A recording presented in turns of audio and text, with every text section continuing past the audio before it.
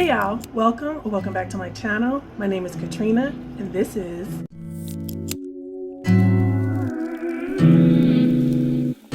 I am going to do a vlog. It's not going to be a super aesthetic vlog. I am going to just read two books that I've received from usedbooksmonthly.com, and it's going to be The Silk Vendetta and Last Seen Alive.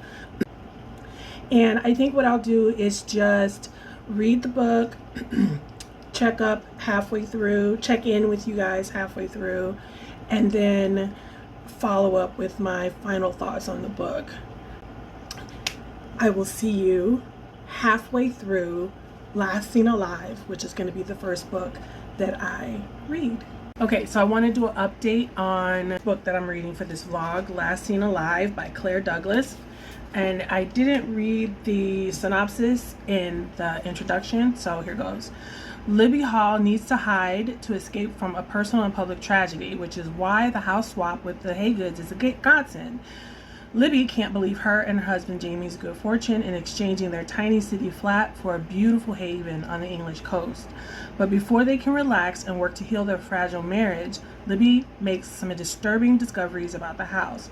The peace and isolation of the getaway begins to feel threatening. How alone are they? Why does she feel like someone is watching them? When it appears that even Jamie is hiding something from her, Libby's paranoia gets the best of her. It should, for she has buried secrets of her own. As the past comes crawling out of the darkness, Libby fears she's walked into an elaborate trap. But who has said it? What do they want from her? And how far is she willing to go to keep her past deeds hidden? A deeply atmospheric and utterly addictive thriller that examines how far one woman will go to outrun her former life. Last Seen Alive will keep readers guessing right up to its shocking conclusions. The couple have been at this house, I don't know, maybe 3 days now at this point, and there's been weird stuff happening, like people, Libby keeps seeing people watching her.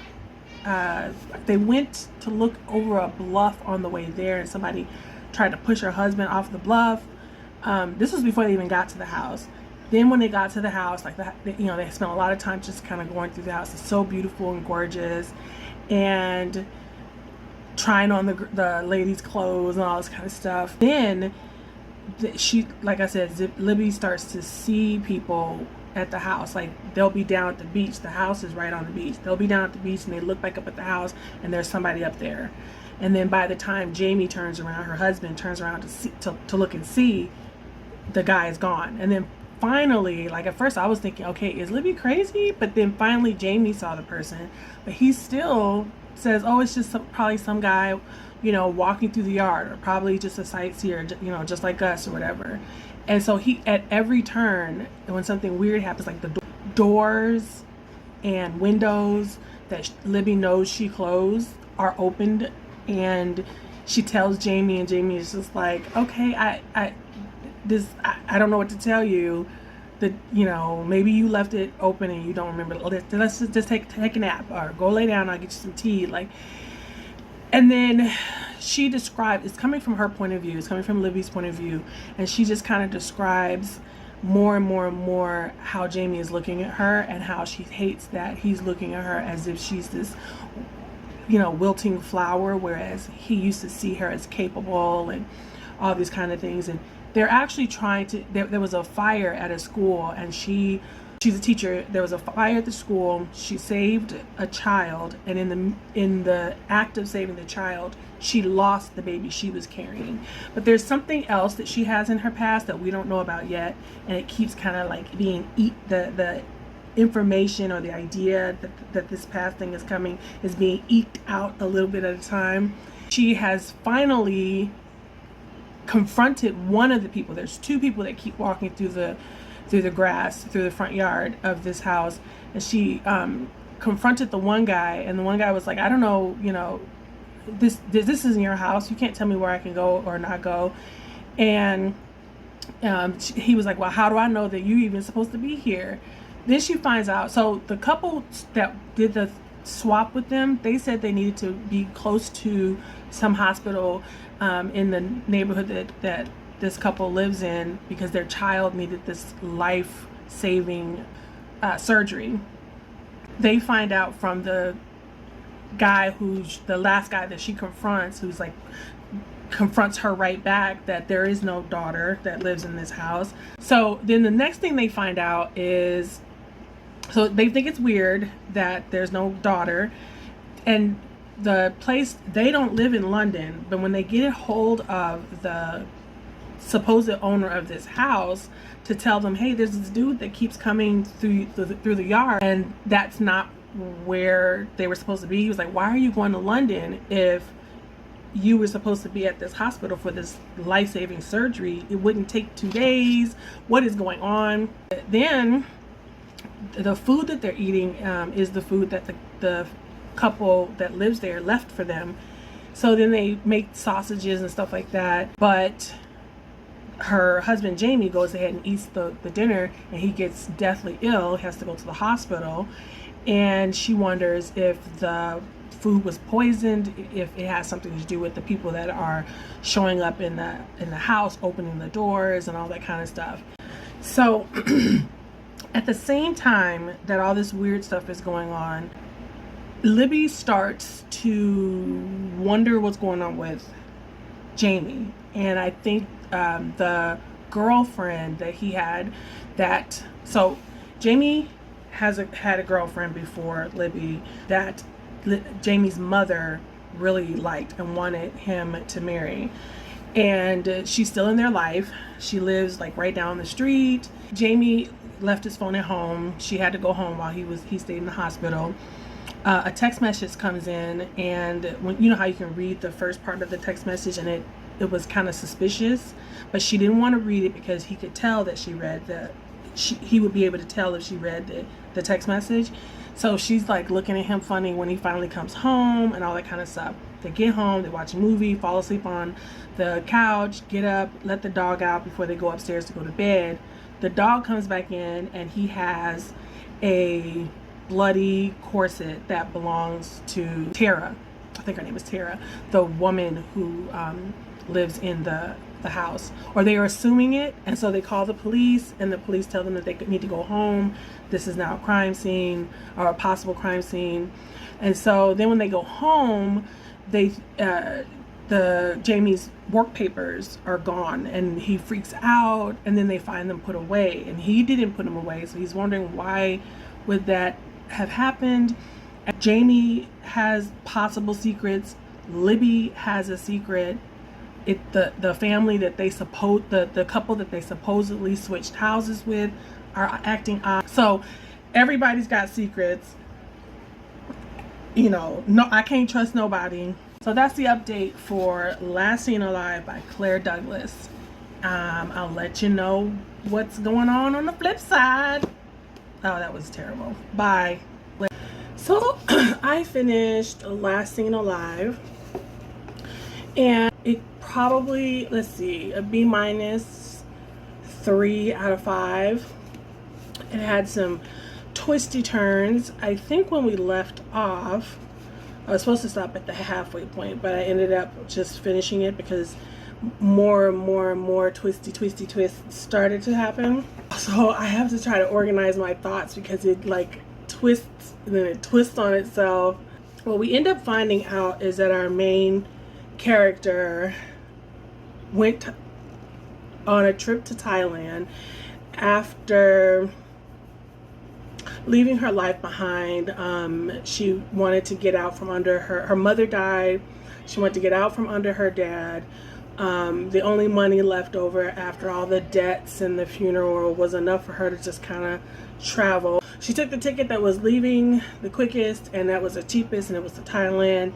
She hooked up with all of these people. They hung out, and so she started to fall for, actually, you don't realize that they're talking about the main character at this point. So that was a nice little convention that was used.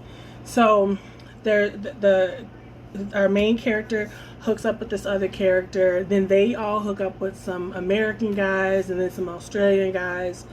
And our main character falls for one of these guys.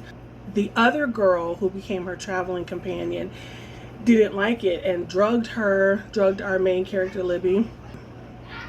Ended up hooking up with Harry, and who was the guy that they both liked. And then there was a fire, and in the hostel that they were living in, our character, our main character we're following, had been out on a walk, and that's how she lived. She came back afterward. They were allowed to go back in to see if she can recover some of her belongings. She couldn't, but she found her travel companions travel stuff, and that stuff, she decided to become that other person, because that other person had a spot in a university class to become a teacher, and just a path forward. It was a new start for her. And so because she assumed that the traveling buddy was dead, she decided that she was going to become that person. That person's name was Elizabeth, and she was called Beth, but our Libby is Elizabeth, and she took over all of that other girl's information and started her life. Then there was all this weird stuff that started happening, and somebody came to the door looking for this other person, and nobody could figure out who the other person was. Well, the other person was the true Elizabeth's husband, and the true Elizabeth's husband had emptied out the bank account and left, and he was like this mob guy. So he was coming after who he thought was Elizabeth, who was not the actual Elizabeth. And so the real Elizabeth killed him, and that solved that mystery, because there was a couple of chapters where there was a dead person in the garden, and we why is there a dead person in the yard? Nobody knew who he was. They recognized him as the person who was watching them at the rental house, but they couldn't figure out what is this. Libby, she was really close to the lady upstairs, the little old lady upstairs. The little old lady upstairs was dead. The dog was dead. Come to find out, then you go back, and then her husband has to deal with all of this. This all comes out to the husband. Our Libby is arrested for bigamy and murder and all this kind of stuff. She gets out on those things because it comes clear that she's not necessarily, a murderer, or she's not quite a bigamist, because they never really got married. And then both of the girls met up. They hashed out their issues. They talked about it. They're like, okay, we both did horrible things to each other. The Beth, drugged her and tried to steal her man. And Elizabeth took, the other Elizabeth took, Karen is her name. She took her identity. And there was all these things that kind of came together. So, the bloody corset came from the husband of the girl, the real Elizabeth, but the dog dying wasn't them. The dog dying was Jamie, the husband's old girlfriend, who was always hanging around. That's how, everybody was bad, and everybody had something to do with what was going on.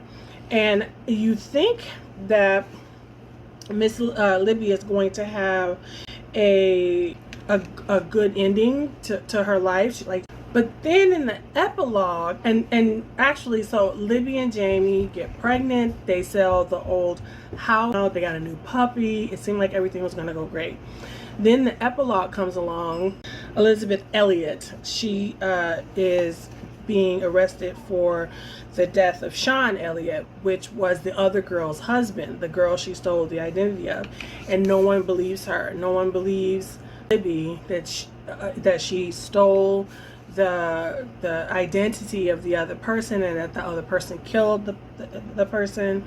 And at one point she kind of feels like, okay, oh, another important thing, she set the fire in the hostel. She thought, I don't know why I'm trying to remember why she set the fire, but she did not expect people to die.